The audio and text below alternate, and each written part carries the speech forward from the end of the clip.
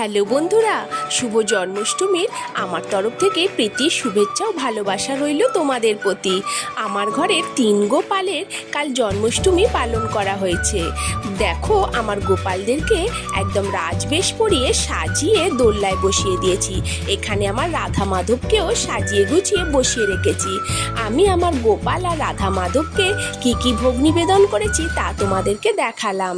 এখানে 5 রকম ভাজা, লুচি, কেক, ফল, মিষ্টি, তারপরে 2 রকম পায়েস, তরকারি, সমস্ত রকম যা পেরেছি আমি সবই দিয়েছি মনের মতো করে। এরপর গোপালকে নিয়ে এত আমার মেয়েরা সব মাতামাতি করলো যে বলার কথা নয়, তারাও খুব আনন্দ করেছে।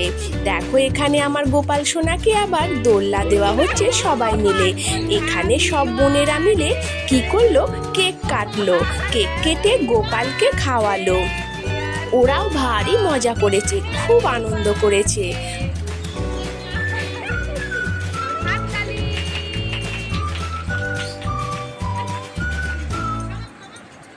তারপরে আবার গোপু সোনাকে সবাই আদর করে ভালোবেসে কেক খাওয়াচ্ছে।